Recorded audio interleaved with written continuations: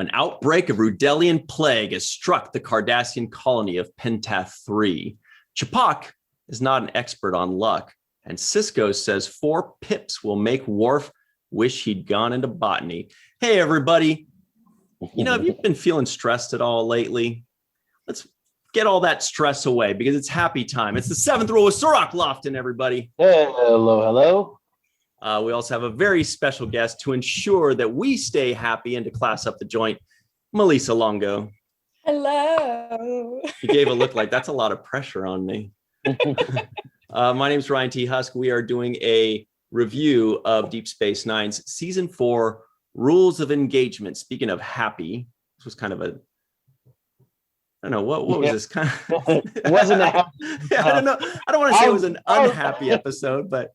I was waiting to hear your transition on that. Let me see how he's going to pivot on this one. I have zero transition. Directed, by the way, by Mr. LeVar Burton, written by Ronald D. Moore, story by Bradley Thompson and David Weddle. How you guys doing? All right. All right. You're just waiting for me to hang myself on that happy comment. I was like, how's he going to transition? This is going to be a good one. Can you find anything happy about this episode? Well, that's why Melissa's the MVP here today, because I had a feeling Cirroc and I would be on the same page about this one. But first of all, let's just say a giant shout out to Walking Art made by Melissa.com. Looks like Melissa's wearing a shirt from her. Yes, I may have dropped food on it. I did. That's a, what does it say at the bottom there? It says the Great River will provide. Beautiful. And it provided some pinto beans. And I also have a Walking Art made by Melissa shirt right here. Wahoo! I like that. Which is the chat pack. Pretty awesome, pretty amazing. So check that out in the comments or in the description box below. We'll have the link for Walking Art made by Melissa.com. You can get all kinds of goodies. You can get a Ferengi, you can get a chat pack, you can get, dream catchers and stuff like that, right? Yeah. I love that chat pack, man. That's a great shirt. Isn't that the Thank best? you. Yeah, it is. It actually reminds me of that artist, that very famous artist that made those portraits. Right. Melissa Longo. Yes, it's the other one. The ones that with the portraits and sardies. Right. He's a New Yorker artist. Yeah, I think and he's the New an Yorker. artist for the New Yorker. Yeah. Yeah. I'm gonna find it because I see your perplexed look. Right. I was born with this look, but no, you are right that I have zero knowledge of any art or culture or anything outside of sports, Star Trek, or music or kitties. I think it's called Hirschfeld. Oh, yeah, you've mentioned him before, actually. Yes, and he has made Hirschfeld. He made these portrait character drawings of pretty much all of the Star Trek people. Oh. And here it is. I'm going to show it to you guys so you can see it.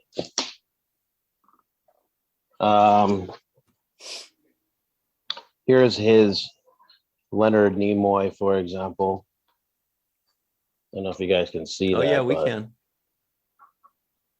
You see the there he Nimoy, is. right? Yeah. That's the Nimoy. That's great. His name is Al Hirschfeld. And he did Deep Space Nine as well. He did, I think, Next Generation and Deep Space Nine. I'm gonna look for it, but that's it's kind of in that style, and I love that style. We talked to another artist before in one of our interviews, Ryan. Right, Duncan Regehr. Right, where I brought his name up. But just because I'm such a fan of the style, so just a shout out to the deceased late great Hirschfeld.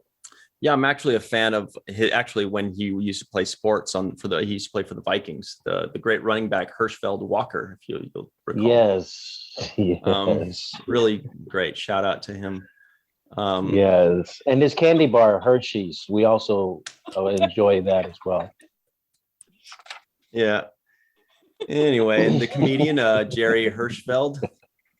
No, that's terrible. God. So Melissa, as you can tell, Cirroc and I have both seemed to be putting forth a lot of effort into not talking about this episode, but I think yes, a lot. I hadn't noticed. Well, let's talk about it. I'm going to be honest. The first 5 seconds, right when the episode started, my first thought was, oh, this one. And okay. I'm definitely not the target audience for a courtroom drama. And that's what this is.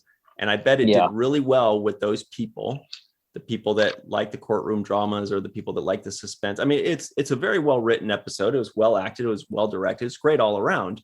But I'm not the target audience for this particular type of episode, I think.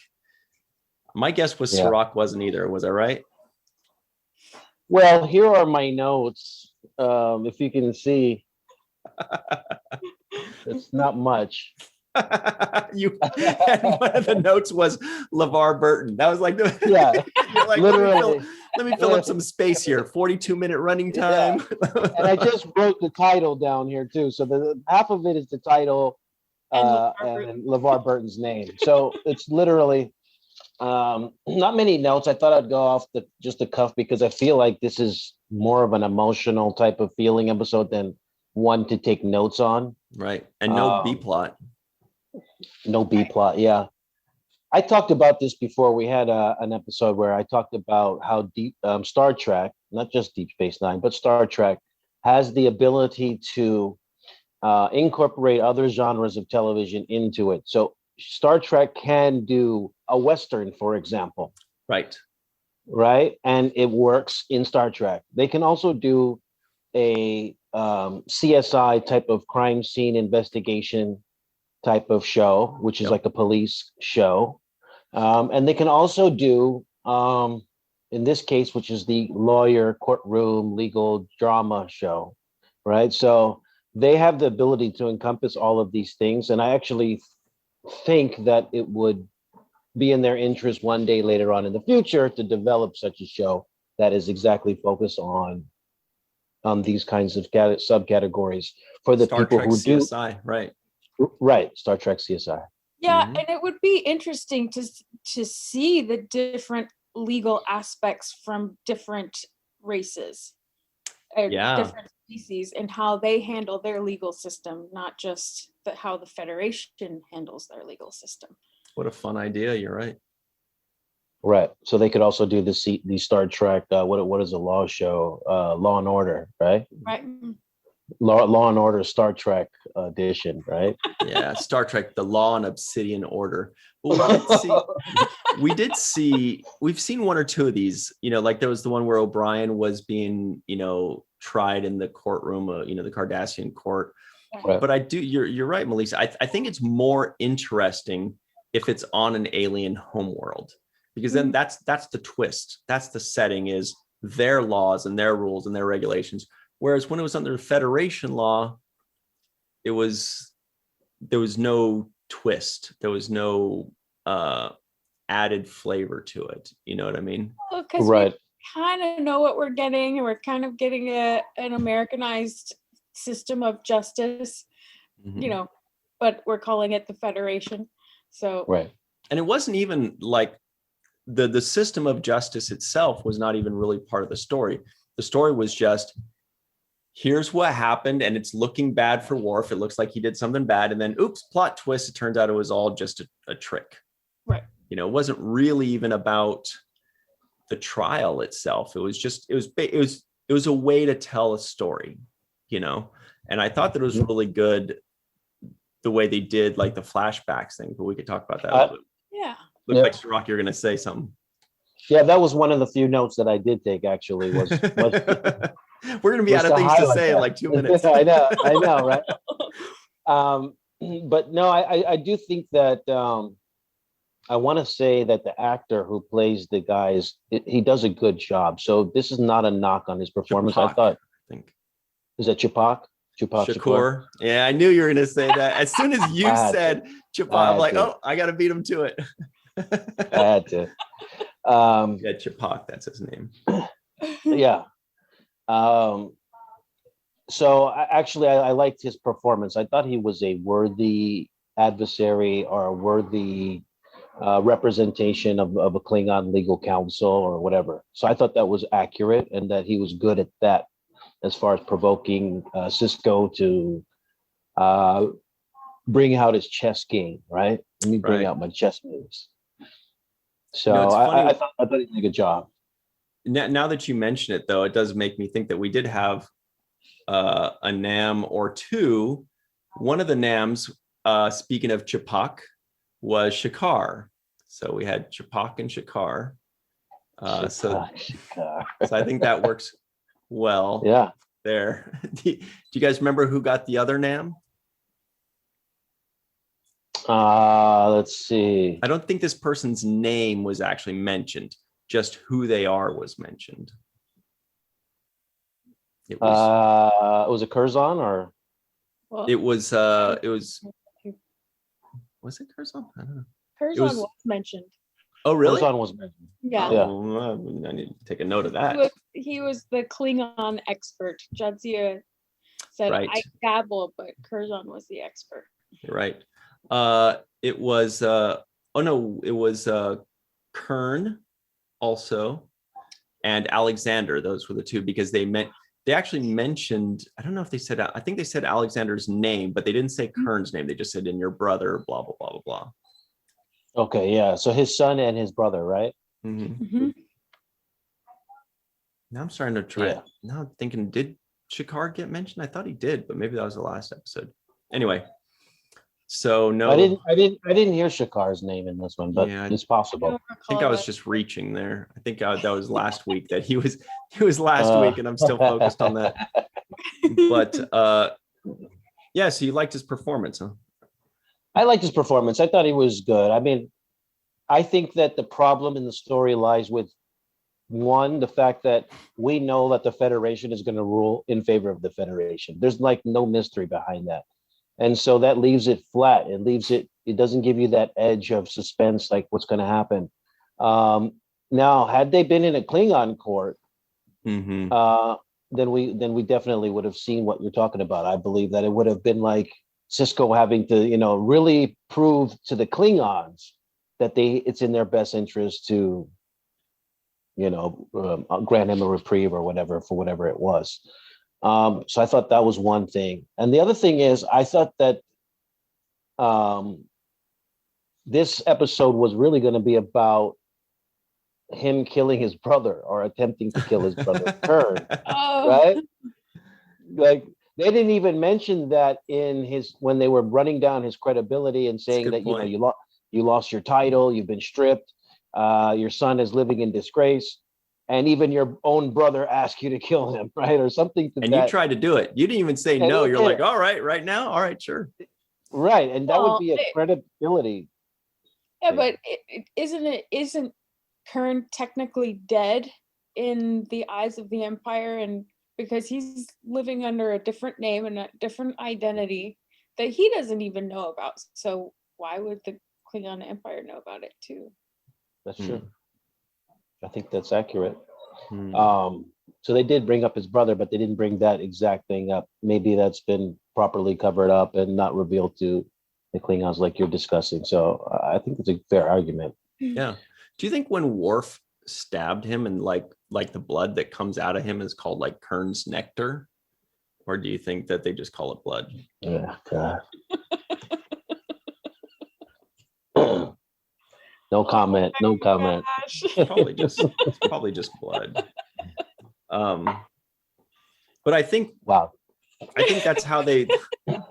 Let me change the subject quickly. Wow. Please do.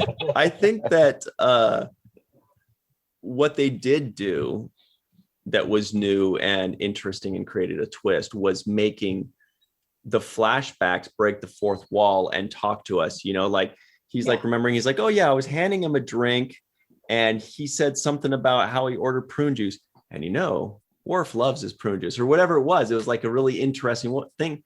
And I don't remember Star Trek ever doing that, breaking the fourth wall and basically talking to us, in a way. Yeah, I think that's a new twist on, it was a cool twist. I liked that. Because they don't usually do that, but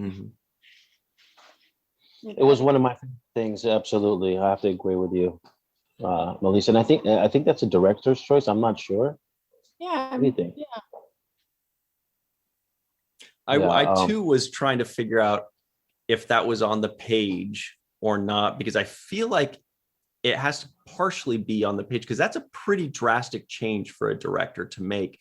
And I don't know anything about the power that the director has in Star Trek. I don't know if they can, because that's not altering the dialogue, but that is altering the script, where it says, Quark turns to himself. So I wonder if it was just a director's choice, or if there was a deliberate change that was made. But somewhere down the line, I do feel like that change was made, and it wasn't like that. That's how the story was pitched initially. Maybe I'm wrong, but I do feel like that was somebody or some people that said, we need to add a new element. We need to create something different or interesting. And I thought it was great. Mm-hmm. Yeah, I've seen movies where they do that kind of a thing, where they tell the story and they bring you back into the moment of the story. Mm-hmm. And they kind of walk you through it in that kind of thought process, thinking out loud, whatever your thought process is. And I thought that was well done in this episode. First time I'd seen it before. I actually kind of wish more of the episode was like that, because that to me that was the better part. That was the best part. Like, you're right, O'Brien talking, and I wish they just kept replaying the story through different people's eyes. And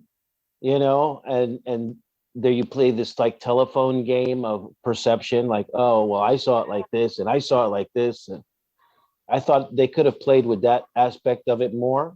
And I would have appreciated it, because that was the one saving grace, I think, for this episode, was the fact that O'Brien was sitting in the captain's chair, acting as if he was making the decision. I like that aspect, Yeah. And I loved Quark's. It was I forgot the names of the Dabo girls. No. Yeah, he named like 4 different ones. Yeah. Different girl pops up. And then it was Morn. And then Morn was about to say, and then he jumps in. Yeah. Interrupts good it. touch. Good touch. Well, Melissa, what did you think overall of the episode? Was it entertaining? Was it interesting? Was it boring? Was it exciting? I have to admit, this is not one of my favorites. I do like courtroom dramas, but I feel like this was an unprovable case that they were making something up that you can't really prove, because any of the attributes the arbiter, the lawyer guy. Oh yeah. Any of those attributes that he was claiming were Klingon, and claiming that Worf was making these decisions because he was a Klingon, these attributes aren't solely Klingon, because many human beings have reacted in this way too. So it's not really a provable case, and he doesn't have. There's too much room for reasonable doubt, for lack of a better word. So that's where I see a flaw. And and like example, when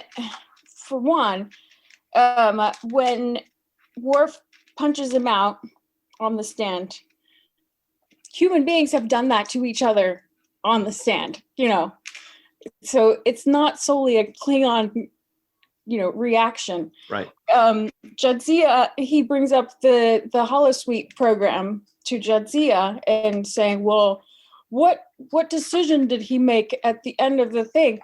But I wanted Sisko to ask, well, if you were in the role of the gladiator conqueror or whatever. What decision would you have done?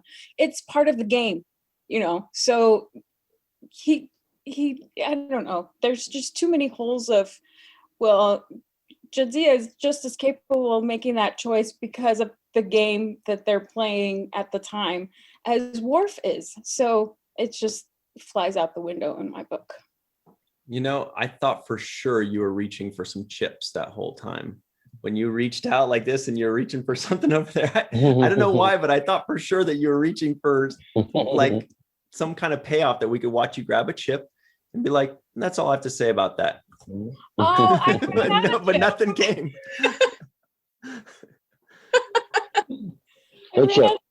I was just using my hands. And I was playing with the bracelet. Cool. Yeah. Well, look, I got some bad news, guys. We're coming up to our break. So Cirroc's like, it's not bad news. No, we're just kidding. We're having fun. But yeah, we'll take a quick break. We will come back and we're going to really get in depth on this episode. We're going to dive deep into every last little meaty chunk of this thing. And we'll also talk about the trivioids. The least trivioids maybe ever, by the way.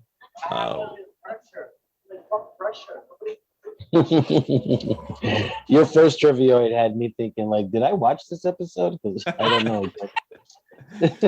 Yeah. All right. Well, we will take a quick break and we'll be right back on the seventh rule. Hey everybody, welcome back to the seventh rule with Cirroc, Lofton, and special guest Melissa Longo. We are talking all about Deep Space Nine Season 4 episode, Rules of Engagement, the seventh Rules of Engagement. Directed by awesome LeVar Burton. Here are some trivioids. I'm going to be honest. I was like halfway through the episode and I realized I hadn't written any trivioids down. Kind of like Cirroc, how you only had like 3 lines of notes. I actually was struggling to find, I'm like, it's just kind of a one long story rather than something with a bunch of different plot points and characters and story items. But here are the ones that I had. Worf has some pretty crazy dreams. Worf likes to be Sompek in his holosuite programs. An outbreak of Rudelian plague has struck the Cardassian colony of Pentath 3. Worf orders prune juice from Quark. We meet Ch'Pok, the first necklace Klingon. Oh, yeah, that was just me being mean. I don't know if you guys noticed that. Ch'Pok is not an expert on luck. Chief O'Brien and Bashir are throwing a party for Worf at Quark's, and it looks like quite a bash. No, he goes like this, quite a bash. Sisko says Worf is going to make a hell of a captain someday. And Sisko says 4 pips will make Worf wish he'd gone into botany, which makes me kind of feel bad that we make botany kind of the butt of the jokes when there's an actual botanist on the show. Like, I know, right? Poor thing. And I was thinking, well, there's a lot of great things that have come out of botany. Name 9. Well, food? Did you say food? Food. Food is okay. Good enough for me. Yeah, that's food. Yeah. You guys notice that Sisko went, and it's going to be a real bash. He kind of did this thing like, ooh, boy, I can't wait. Yeah, I didn't even check that out. I didn't notice it. But I did notice Sisko's performance in this, though. I thought he, once again, when he gets mad at somebody, like he got mad at Worf in this, it's like when your dad gets mad at you, how like everything gets quiet. Well, when he gets mad, he becomes alpha, like fully alpha. He's like, all right, that I'm about to say something, and that's that. So deal with it. Totally tangle with the Klingons. Totally tango.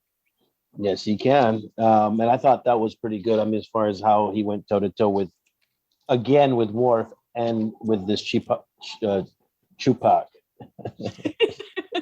This Tupac. Chewbacca. Chewbacca. Chewbacca. So, yeah. Right? But the other thing that Sisko made a point of in this episode was that you can't put a man's heart on trial. And I thought that was kind of a poignant moment when he said that. It just made me think, oh, can you put a man's heart on trial? You know, and it just caused me to stop and pause and think. What about you guys? There are a lot of good lines in there, right? Yeah, and that's, I noticed good lines more than I noticed, anything else. Or at least fun ones where Tupac Shakur says that would be icing on the cake. And Sisko says, I wouldn't eat that cake just yet. That was less about the line and more about the delivery for me. I thought, I want to eat cake. And that's Melissa Longo, ladies and gentlemen. Yes. Cake is always on her mind. Always. And that's okay. Tupac also says, you acted out of conscience and you were punished for it. And he said Worf was a traitor to his people for growing up on Earth and wearing their clothes. That was interesting too. Like, there seemed to be something there where they say, like, Tupac was saying Worf wasn't really a Klingon because, he's like, well, you're not really a Klingon. You grew up on Earth. You did the Earth customs. You dress in their uniforms. You dress like people from the Federation. And it reminded me of just, there are a lot of cultures and customs, where people on Earth, we say like, oh, well, you're less of this now because you're dressing like that, or or you're less of that because you're born here or born there. You know what I mean? Like, and it's almost like Klingon gatekeeping, for lack of a better term, where they're saying, or like how fans say, you're not a real fan unless you watched all the original series, or you're not a real fan unless this. He's saying you're not a real Klingon because you grew up somewhere else or you're wearing their clothes. And so that was kind of interesting to me. Yeah, that thing happens all the time. It also happens in race. I mean, people say that you're not authentic, whatever race you want to plug in there, if you don't behave in certain type of ways. So those kinds of gatekeeping happen across the board, and especially when it comes to identity. People say you're not a real American or Black or this or that. Or they try and impose their idea of what your identity should be on you. I know I've experienced that many times being a mutt. So, that goes on. Yeah, and that's exactly what we're talking about. People of mixed backgrounds, right? Either you have a mixed background. You could also have a non-traditional upbringing where you're adopted, which is like the case of Worf. He's been adopted by people that are, not like him. So, and I think that's another thing that Star Trek does a good job of, is speaking to those people, right? This is about speaking to those people that are in this category of, you're not the real deal, or you're not official because you have this element of your personality or your upbringing or your DNA that makes you different, right? And I think that they did a good job as far as addressing that, like they always do. Yeah, it's a qualifier, and people use these qualifiers on other people, and we all know it's bullshit. Like, you can't take away somebody's value just by saying, oh, well, you're less valuable because of where you were born, or where, what your parents were like, or whatever, and you're right. Star Trek, I've always thought that it seems like Star Trek speaks to the other. They always give a voice to the other, because we've all been the other at one time or another. And they always give a voice to the other for the people that are othering to see how stupid they're being or how rude they're being, and it's great that they do that. And Star Trek has always done it so eloquently.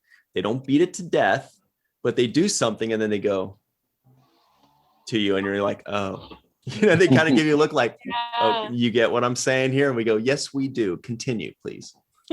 Yeah. They do that. And the other thing that I kind of picked up on about, I felt a lot of this was also about Sisko too. It wasn't so much about Worf as much as I thought it was also about Sisko. in the fact that Sisko is basically, this is an insight into the kinds of decisions that he has to make on the fly. And him being because you wouldn't normally think of Sisko being the guy who's going to defend Worf, right? You would think there's like a legal counsel, Federation legal counsel. Right. It would be or Odo. Outside. Or Odo, right? Somebody who you think that's their designated, like they have experience in that. But the fact that they made it Sisko let me know that they wanted it to be a story that Sisko was heavily involved in, and it meant something to him to be defending almost his own actions, right? He's defending Worf, but he's actually defending himself because he put Worf at the helm. He gave him the defiant to man. Right. He also makes life and death decisions. He talked about sometimes you make a decision and you don't live from it, right? You have to make the decision that might cost you your own life. Right? You know, that's really interesting that you bring that up, and I'm glad you made that point because I hadn't really thought of that at all. But you know, the storyline is about what happened to Worf, right? But you're right that Sisko is the main character. And the reason I think that is because if there is a subplot or a B plot, it is Sisko talking with Odo to dig up dirt. And if you'll notice, Worf is not in every scene other than the flashback. Sisko is, right? Sisko's in the courtroom defending Worf, and then Sisko's out of the courtroom trying to dig up dirt and talk to people and figure things out. So yeah, I think you're right. I think it is, you know, what happened. Worf is the one on trial, but Sisko is the main character of that episode. Right. I agree with that too. And I hadn't thought of it before you mentioned it, but yeah, I me neither. Definitely think you are right about that. And I think that he is defending himself and the role of command and shining a light on the fact that everything is not black and white. There's so much gray. There's not always a definitive answer of you made the right choice or not. Sometimes. Well, Lisa, how hungry are you? That's me, guys. Sorry about that. That's not Lisa. No, that's my background ambiance over here. You know, sorry about that. You guys notice, speaking of which, how this was the first time we really saw Sisko laying on the mentorship so heavy to Worf. Like he mentioned captaincy stuff to Worf like 3 times. It wasn't like just, oh, you'll get used to being in red. You know, he mentioned being in red, which is command. He mentioned adding a pip and the botany thing. And then he also mentioned like, you know, you should try being a captain, or, you know, like there was a lot in I don't know if it was 1 scene or 2 scenes, but he made at least 3, possibly 4 or 5 comments about command and captaincy and this and that. And we had not seen that in prior episodes. Yeah, mentorship, like you said. So we've seen now Sisko really kind of been discipline Worf a few times now, like strongly discipline him. When he caught him trying to kill his brother Kern, for example, he came down on him. He's come down on him in this episode, I think, when he said, "That was your first mistake." Tell me your say, you know, what was mistake number 2? Yeah, like, you know, he comes down on Worf like pretty heavily. But like you're mentioning, Ryan, we also see that he's being hard and tough on him because he's actually grooming him for what kind of leadership role he'll be in the future, right? Right. That's what it seems like. It seems like that's why he's being extra hard on him, is because he clearly wants to see him be a captain someday. Mm-hmm. And that surprises me, by the way, because Worf is coming from the next generation, and I look at him as somebody with seniority and somebody who has more experience, let's say, than the people on DS9. For some reason, I just look at it that way. Him coming over on the DS9 and being almost like how you would expect Nog to be coming out of Starfleet, like making decisions that weren't the best decisions for somebody with that much experience, right? And so it kind of surprises me when I see him, for example, saying, "Oh, you want me to kill you, brother? No problem. Here." like, whoa, aren't you, tenured enough to the point where you know that that's gonna not sit well with Starfleet, and that you're going to have this pushback, and you may be even brought up on murder charges. So I just felt like some of his naivety is not warranted given the amount of experience that I feel Worf comes to the table with. Right. Yeah, but I also think it demonstrates that even though he does have this much experience under his belt, he still has a lot of room to grow and learn. He hasn't learned everything yet, so he is going to make those mistakes. And it doesn't. Sorry, go on. Yeah, and it doesn't stop when you stop becoming an ensign or a cadet. It continues on, and the choices and the decisions just get harder from there, especially if he's going into command. So yeah, he's going to make some wrong choices. Yeah, plus he is transitioning from security officer to strategic operations officer, and then it's theoretically into command next. But yeah, I mean, I agree with you, Cirroc, that like, come on, he doesn't know the rules of being in Starfleet by now. Like, but like I've said before, I think that the Klingon culture is whatever the episode of the week needs it to be. Like they'll say like, it is dishonorable to kill an unarmed man in one episode. And then the next episode, they're going to be like, you're going to kill him, but he's unarmed. And he says, in battle, there's nothing more honorable than victory or what. So it's like they can use honor to say whatever it is, whatever motivation they need, they just use honor. And then they're like, yeah, honor made him do it, honor for whatever. Yeah. And what I say to that moment is that he has two arms. He's not disarmed. He could definitely defend himself. He didn't look meek in any way. He actually looked pretty buff. So he could have defended himself against Worf. Oh, the necklace guy? Yeah. No, he did look kind of buff. He was like a short, stocky Klingon. He wasn't the tall, big ones. He was like a short and wide. He was Morn's stand-in. He had muscle. I don't know, but he definitely looked like he can hold his own. He wouldn't just. He was the wrestling champion of Kronos.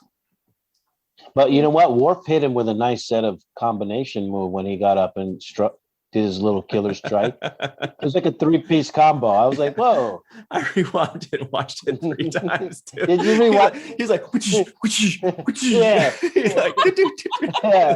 It was like a 3-piece ninja combo.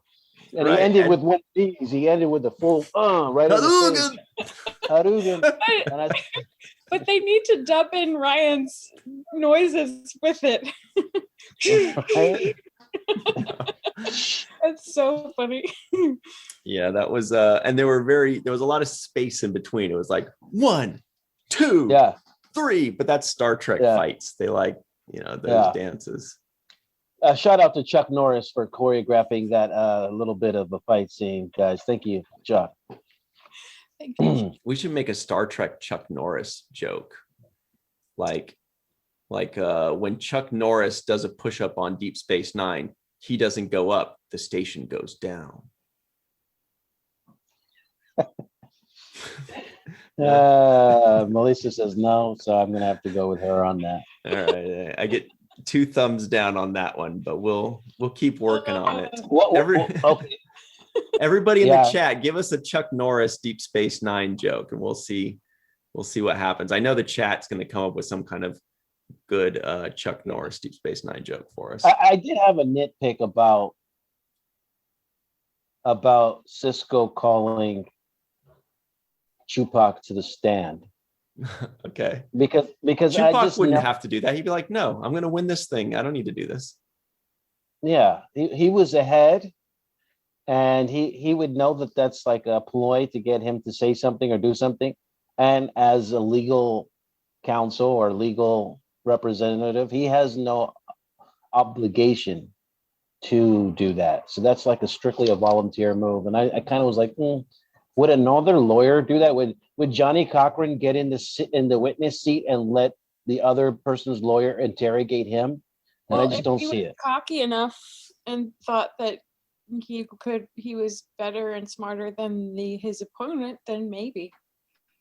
Yeah, and Sisko did play to that. He said something like, "Are you ready to play on my battlefield?" or something like that. Yes, that was a great line. He says, "Care to step onto my battlefield?" Yeah, and if Chewbacca is cocky enough and think, "Oh, he's got nothing on me. I have nothing to hide." So, Yeah.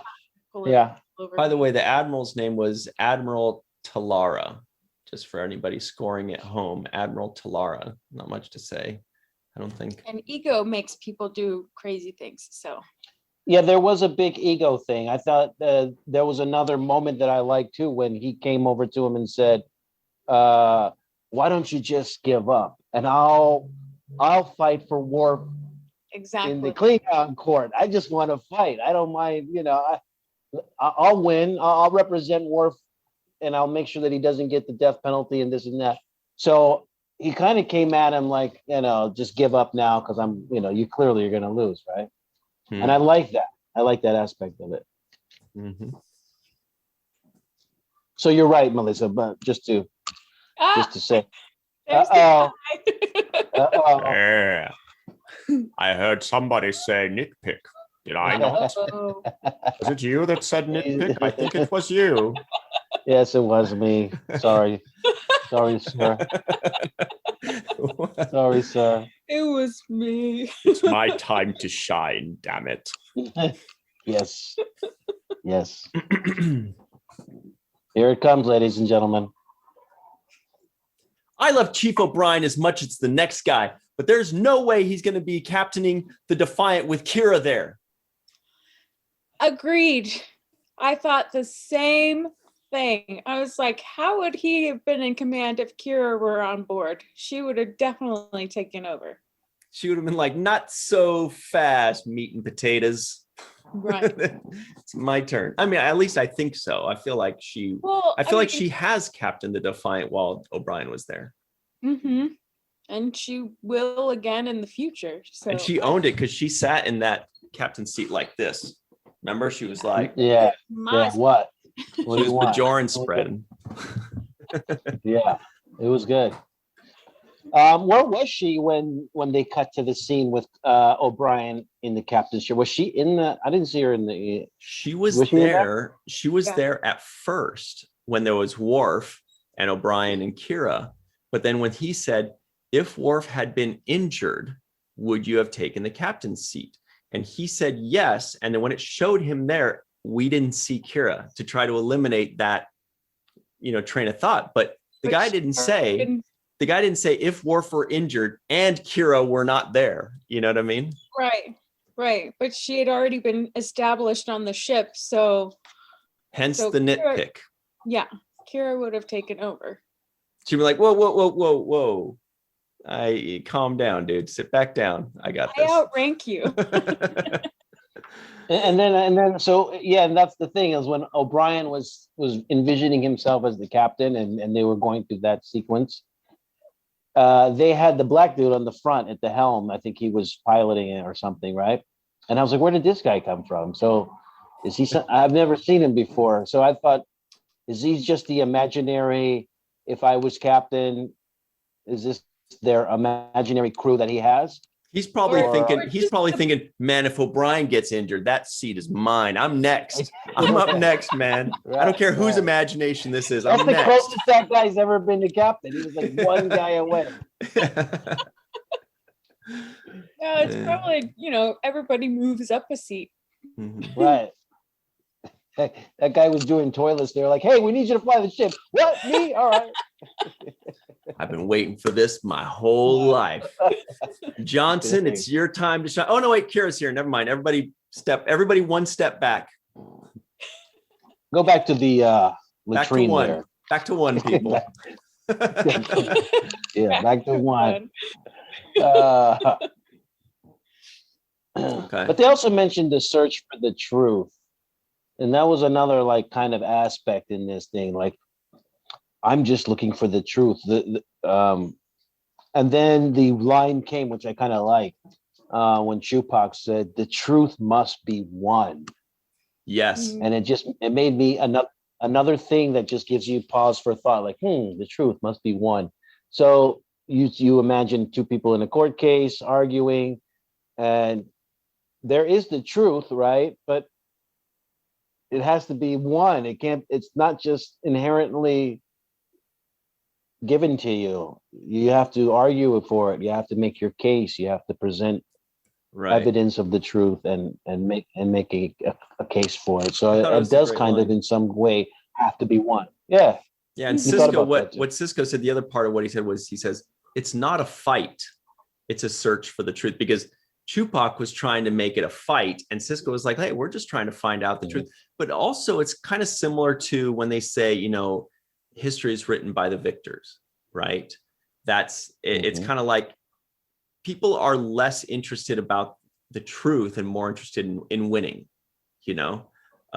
whether it's in court, whether it's in writing history books, whether it's politics, whether it's life, whatever it is.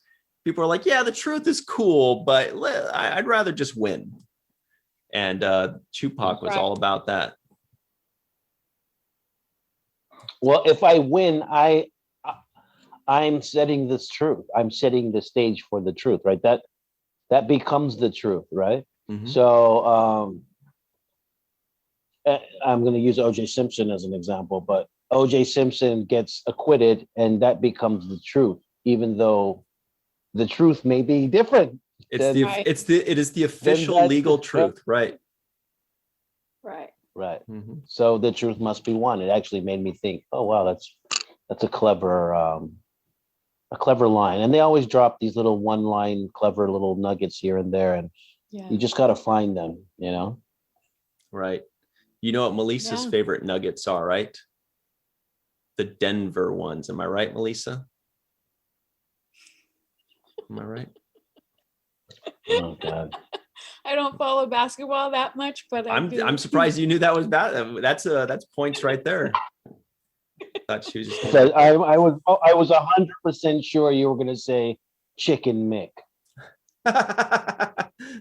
Gold nuggets. But I don't eat chicken, so. Yeah, I thought you were going to say it, but I just Chicken Mick. Yeah.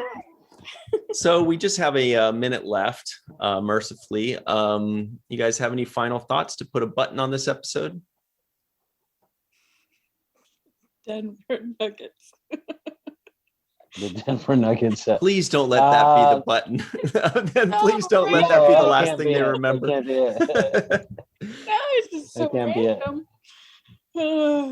Anyway, okay. My final thought is that this is the first season they introduced Worf's character. We've just gotten into it, and I feel like he's been getting a very fair share of storylines added to him in his first season on DS9. They've given him now so far, I think we're like 16, 17 episodes into the season right now, and he's had a few that I can remember, which were all about him, mostly centralized storylines.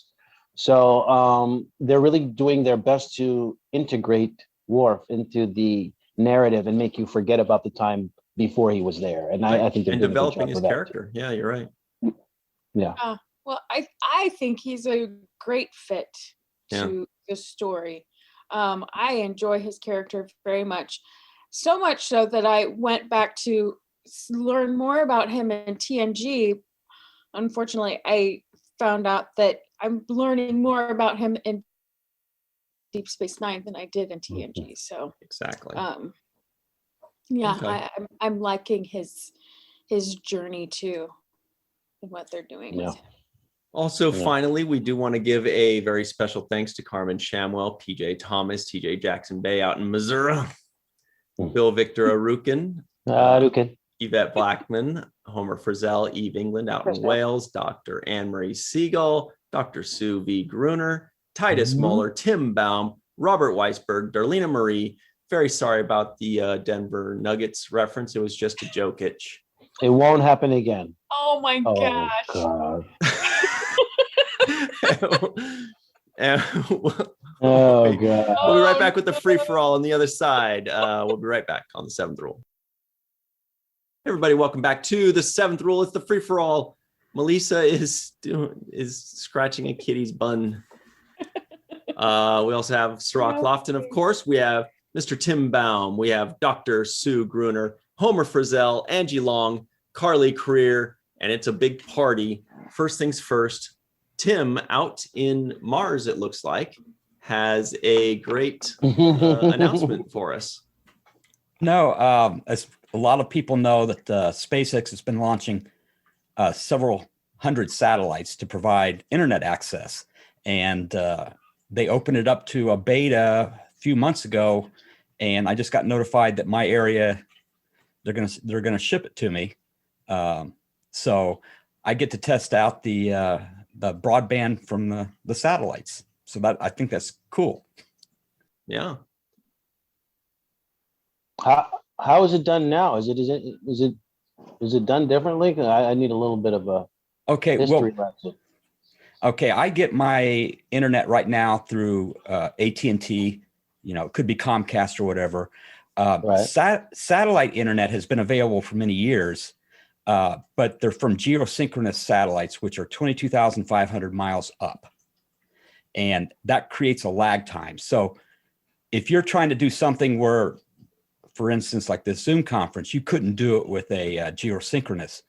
So SpaceX started to, okay, if we have them in low Earth orbit, which is about 500 kilometers above Earth, and we have thousands of them, I think they're planning 12,000 satellites that'll give continuous coverage.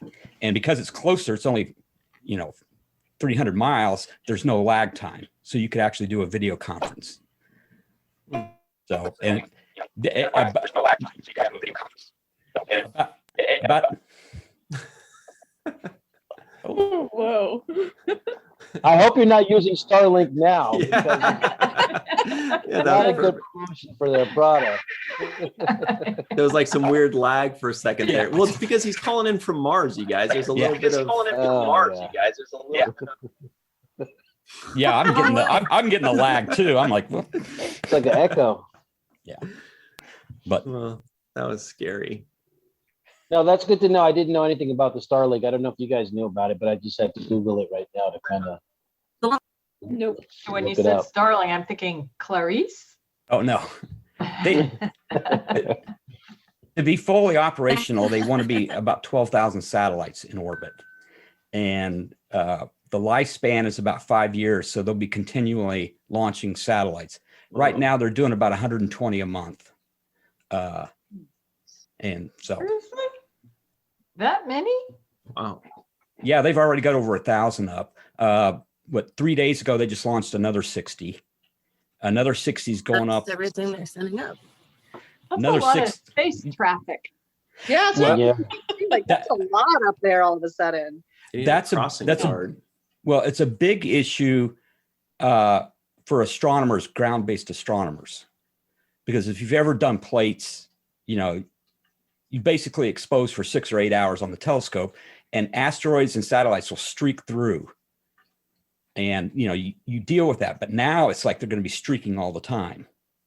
That's the trade-off. The plus is there's places that don't get internet now or can't afford it, and they'll be able to get internet no matter where they're at. So they've already provided free service to Alaska communities, to the schools, because of the pandemic, everybody's staying home. They don't have good internet. So now SpaceX sent a whole bunch of antennas up to small towns in Alaska to be able to get it. Interesting. So basically now we all know that asteroids are like the college students of celestial bodies. Am I right?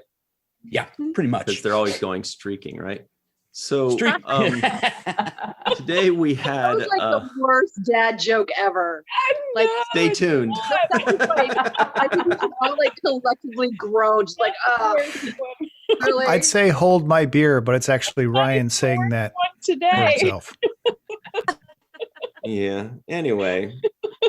So, Where's the I don't know what's worse, the setup or the punchline. Your groans only make me stronger. So today we reviewed an episode called Rules of Engagement. I don't know if you guys have any thoughts on the episode. Homer might. He's usually pretty deep diving into the episodes. If you have something you want to talk about, Homer, throw it at us. Just really quickly. I didn't realize that on Kronos, I believe it is, that there are different neighborhoods, and some Klingons have really, really thick New York accents. I noticed that too. Yes. Well, That's the Upper East Side of Kronos. I think there's more different dialects. Different Yes, absolutely. Idic. Yeah. So if you guys have any other thoughts on that episode, hit us with it. Otherwise, I was thinking, like, do you have a favorite courtroom type Star Trek episode or television show? I know there are things like, I have to recuse myself from this question. Yeah, aren't there like episodes like, say, Drumhead or Measure of a Man, or the one where Chief O'Brien goes and gets tried at the Cardassian thing, and some people watch like CSI. Is that like a courtroom? I don't even know. CSI that's more the Frank. That's one. Yeah, Law and Order's a good, courtroom Law and show. Order. Yeah, dun dun. Dun, dun. All right, well, let's start with Angie. Angie's got a few. Oh, I've been watching Voyager recently. Like, I know Carly's so proud of me. But I've been watching Voyager, and I just watched the one, and I'm horrible with episode names. Like, I'm never gonna know. But I just watched the one where the Q wanted to commit suicide. That's Right. They found him in the comet, and I actually really enjoyed that episode. So, like, a lot. I liked the moral dilemma wrestling, that she had, and that even the Q had. And then John Delancey, of course. I just love seeing him. He's fantastic. But like, just to see him wrestling with it as well, and then to actually get in to see the Q continuum, and then I really liked that episode a lot. I like, if you're talking courtroom and stuff, I just thought that was a good one. Do you guys remember what that episode was called? Death Wish. Death Wish. Thank you. Of course, my Carly was my favorite, so she stole my answer. It was really, really good. That one, or the one where Q puts the Enterprise on trial, because that was fun too. What, like the first episode or the last? Okay. The one where he's like where Q's Farpoint. like there was a encounter at Farpoint. See, I do remember one. But that's just because TNG is my favorite. It's pretty radical. Carly, do you have a favorite now that Angie stole yours? Right, that's a little hard. I watched a lot of JAG with my parents, and it's kind of courtroomy, kind of CSIE. It's a kind of a mix-up, but it's the guy that did Quantum Leap and NCIS, all those spin-offs. JAG was kind of the beginning, and it's the Judge Advocate General, so it's basically all about like the law and order of the Navy, and it was ridiculously awesome. I loved it. Do you guys We remember used to Night film right across from JAG. Really? So we I've would seen see a few those Trek JAG actors on there, so we would see the JAG cast. Their soundstage was like on the opposite side of our soundstage, so we would see each other in the alley, and they would be dressed with the whites, and looking real nice and clean, and nothing like a person in uniform. I think is really kind of clean, and it's attractive to the eye. it's very appealing, and they did really nice with the uniforms. I think the guy that created it was either a veteran or family with veterans, because he knew a lot about the inner workings of the Navy specifically too. So they say write what you know. Yeah. Yeah. Well, Homer, Oh, Freezy. No, Andy, do you have something to add? I was just gonna say, do you guys remember Night Court? That's like one of the greatest. That's what I was gonna say. Night Court, yeah, with Brent Spiner. Oh, he was the best. And Oh, another whenever he Star did Trek that. actor in it, John Larroquette, right? Yeah. Well, and the non-visitor was in an episode too. Really? I didn't know that. No way. Are you serious? I used to watch Night Court. No. Brett Spiner was the judge? No. No. No, he was the character. No, he played like some hick. Yeah. Yeah, he Oh, played like okay. some hillbilly I was guy. like, what Night Court was I watching? I didn't see Brett Spiner as the judge. Okay. Yes. Marshall Whitfield, I think, was in that one too. Hmm. Did have Richard a movie Mull. to add, really. Yeah. Oh, sorry. No, go I was for just it. going to say, like Marshall Warfield. Live, I just watched a really great movie. Andy's heard me pester her about it. It's called The Trial of Chicago 7. It's on Netflix. Mhm. Yeah. Aaron Sorkin, who did The West Wing. If you've ever watched Sacha Baron Cohen in Borat or anything that he does, Mhm. it's not serious. Like, this will totally throw you off your game because he is amazing. And apparently they've already got a lot of awards coming at them. They've got nominations left and right. Like, it's all about the riots in 1969 and the 7 that were on trial, including Bobby Seale as well. And so it's just, don't watch it at night because you won't sleep, but it's a very good movie. So I would highly recommend it. Hmm. You know, Sacha Baron Cohen was, I believe, originally cast to be Freddie Mercury in that recent movie. But then they had Bohemian Rhapsody? yeah, but then they had like creative differences. And that's too bad because I would have really liked to see him do that. I think that was a perfect casting choice. I think the Rami Malek guy obviously was great, but I would have really loved to see Sasha, see what he could do with that. Didn't Rami win the Oscar for that? Mhm. I think so. I, think felt so. like it was an I don't think it Oscar gets any- role regardless. I think they cast it pretty damn good. I mean, Yeah. the guy wins the Oscar. Thing is, he's a little too short, but he was He perfect. was a little short. He's a little short, but he was great in that movie. Yeah, I The guy mean, that played Brian May was amazing. it was a great movie all around. Yeah, I agree. Well, Homer Freezy out somewhere in New Yeezy. Your thoughts on a good Star Trek Courtroom episode or just a Courtroom TV show that you enjoy for some reason? Yeah. I'm going to go back to the original series, Court Martial. Yeah, so that's the episode where there's footage showing Kirk, I think, ejecting the pod, and one of the crewmates was in it. But it was actually the videotape had been doctored. And in the end, I think they were isolating the different heartbeats of the crew. And they found that there was one more. Then, of course, there's a fight that they have. But and his lawyer, I'm blanking on his name, but he was all about books, lots and lots of books, which is not very Star Trek, but it worked. I feel like I have a very creaky chair. You guys hear that? Yeah. No. Yes, I hear it. I can hear it now. If you go that hard on it. Hey, What's creak, wrong? it's Yeah, I more like squishy. I couldn't hear it when I was talking. I'll listen harder. No. No comment, Ryan. Oh, yeah, we'll move on from that. Dr. Sue V. Gruner, PhD. What about you? You have a cool Star Trek Courtroom episode or your favorite courtroom drama show that you can't get enough of? No.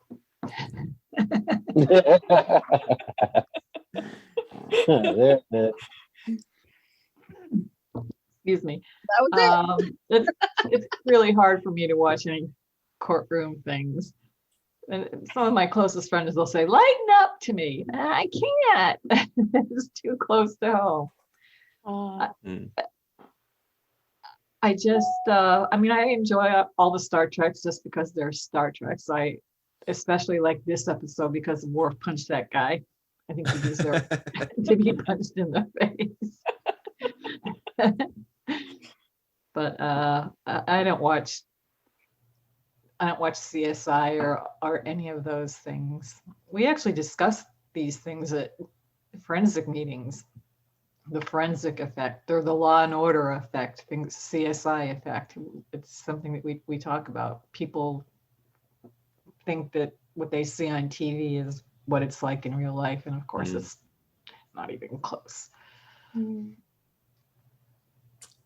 Yeah.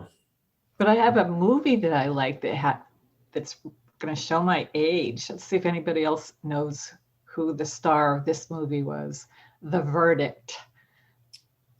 Paul Newman. Oh, with Paul Newman? You got it. Yeah. Oh, good job. That guys. was an unbelievably great movie, and something very similar to that just happened in real life. Did it not?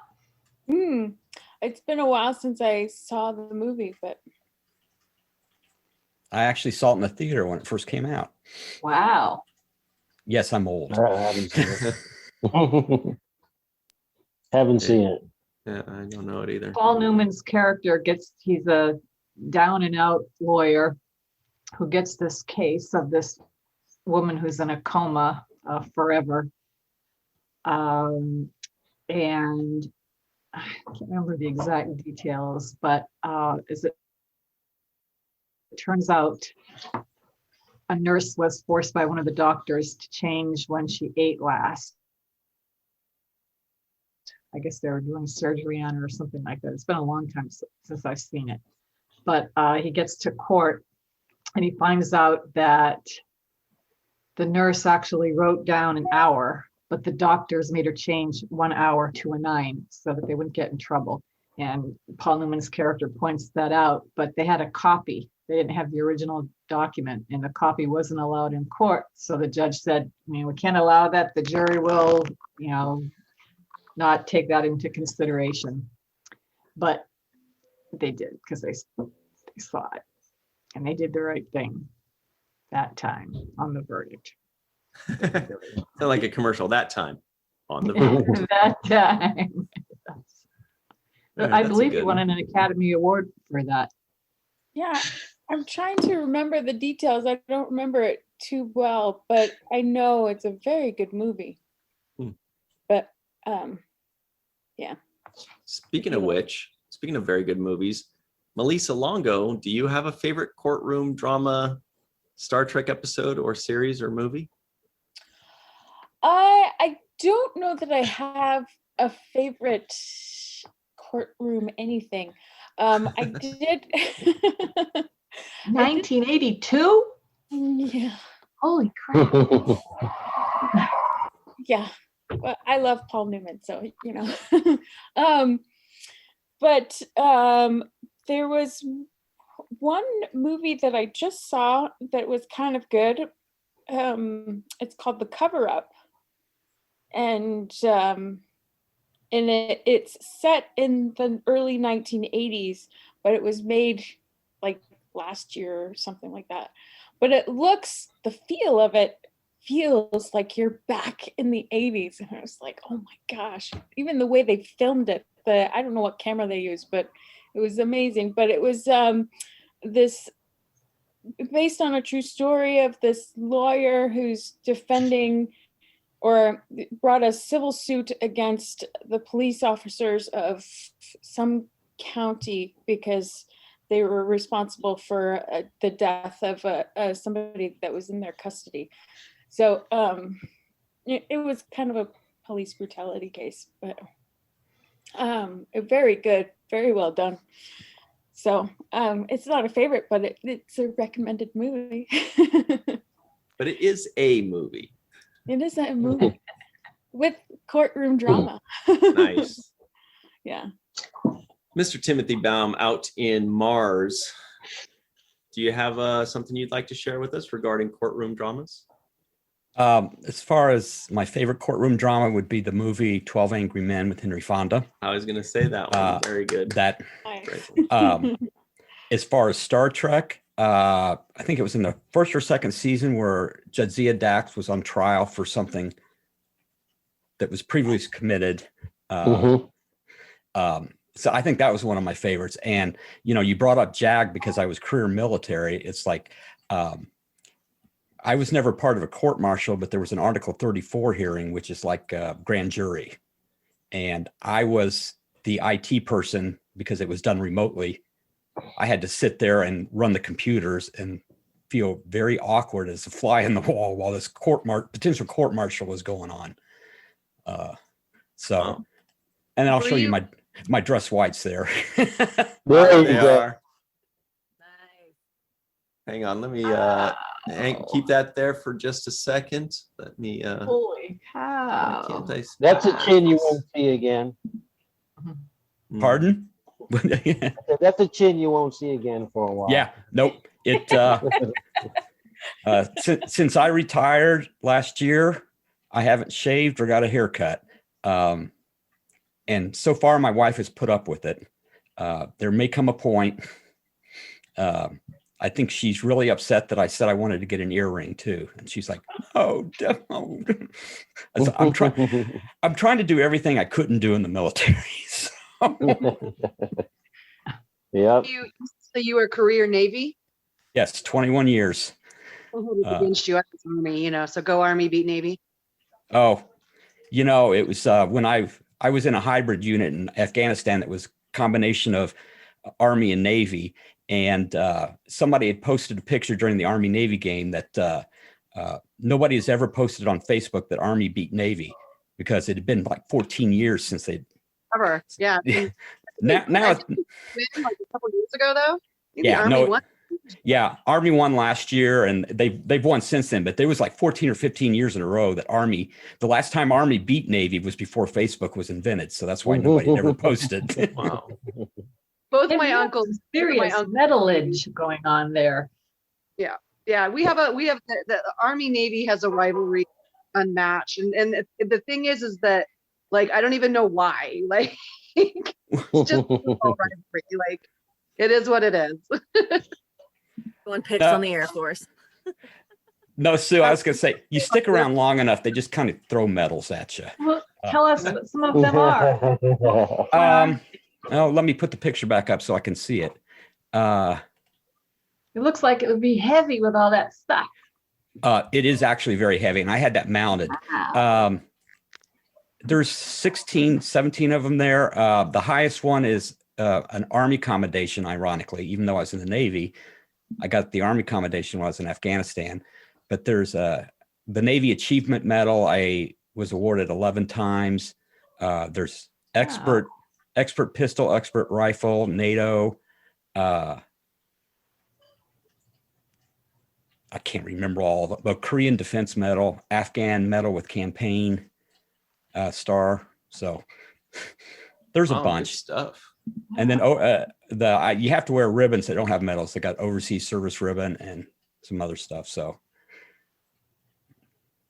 but yeah, it was very heavy. It was very. What's funny is I always I have a company that mounts them, and I hadn't had a rack of medals done in a while, and I was asked to be best man at a Navy wedding, and he said with medals, and I was like, so I had to order a new set, and it was like $380. And my wife is going, what are we going to get for a wedding present? I said, I'm wearing it. That's his wedding present, that I ordered all those medals. So nice. That's awesome. Yeah, it looks sharp. Really awesome. Well, this is it, Cirroc. My ideas were of Night Court and 12 Angry Men were taken. So I don't know. Do you have any thoughts on this, Cirroc? Yeah, I got thoughts. So when it comes to movies, I'm going to say the most memorable court scene I can remember and think of is the one with Tom Cruise and Jack Nicholson. Yeah. Talking about, handling the truth. Can't handle the truth. Do you know that was ad-libbed? No. Did you know that was ad? That was not in the script. Like the Jack Nicholson can't handle the truth. That was full on Jack Nicholson. Yeah. It doesn't surprise me because he's that good, and so is Tom Cruise. So I'm sure that they could wing it if they wanted to. That's my movie memory of a courtroom. My reality of a courtroom is the O.J. Simpson putting on the glove moment and if it don't fit, you must acquit. That I think is one of the most memorable real life courtroom things that I've seen. I remember everybody was kind of glued to their television during the 2 weeks or so that trial was going on. I remember exactly where I was when the verdict for that. I was in class. I was in class. Yeah. class, and the professor had the little radio there, and we were all listening to it. Yeah. That was a God, how long ago it was was kind that? of a mixed reaction. We all remember a mixed reactions. Half of the people were really pissed, and other half were really not pissed, and so it was kind of a polarized reaction. But that's my most significant real life courtroom memory. Like, I don't think I can remember one that trumps that. And the other one, what was that? She was asking what year it was. It's in 95. 95, that- yeah. 25 years, 26 years. Yeah. And we were doing we were doing DS9 when that whole thing was going on. So it would be back and forth at the lot. And I remember when the riots, for example, were happening here, they were issuing warnings to all of us to be careful coming in and out of Paramount and whatnot. So there was an awareness of all that stuff in the streets at the time. How far was that from where Paramount is, the riots? Yeah, well, they kind of were sporadic, so they kind of went everywhere. I remember seeing them by my like a whole crowd of people by my school on Highland, which is very close to Paramount. And I was with my mom, and we were in the car, and then just a whole mob just came out of nowhere and shaking the car and beating on the hood, and we didn't know what was going to happen. And I was, I had to keep my mom calm in that moment because she was really paranoid and didn't know what to do, and very scared. So that was my real life moment. And then on Star Trek, I like the episode where Quark is defending against his wife, or what is it? It was the woman that was supposed to be. Yeah. And was it the House of Quark? Was it House of Quark? Yeah. Mm-hmm. The second one is the one where Jadzia and Worf hook up. Right. So this is the episode where Quark is like arguing for the estate rights for the woman that was supposedly his wife, right? Is that right? I like that episode. I thought it was He's got the notepad and he's driving. The Klingons are like, yeah. He basically annoys them into submission. He annoys them into submission. They're like, all right, yeah, withdraw this case. Yeah, that was a good one. So I like that episode too. Well, there are a lot of Star Trek courtroom episodes. Forgot about that. Yeah. Another one that was Paris one too. Right. Another good thing was To Kill a Mockingbird. Some good courtroom type stuff in there. It's not fully a courtroom movie, but that's a good one with some good stuff in it. Well, I think that's it, guys. I think we did it. I think we successfully solved the courtroom drama mystery about what people enjoy watching. I don't know how to close this out. But my favorite is when I see Tim laugh, but I don't hear the laugh. He's like, and I'm like, damn, I wish I could hear that. I think we're guilty as charged of boy. solving the mystery. There it is. Yeah. There it is. Like dun, dun, and then that's it. Fantastic. Yes, Anyway. I have a very loud laugh, so I mute my. Well, I do want to say special thanks to Tim Baum, Melissa Longo, Carly Creer, Homer Freezy out somewhere in New Yeezy, Dr. Suvi, Gruner, PhD, Angie Long, out in Vegas, by the way. Cirroc and I thank you all for joining us. It's been a great time. We hope to see you next week. And everybody have fun. Good luck in Mars, Tim. And we'll see you all again real soon. Always remember the seventh rule.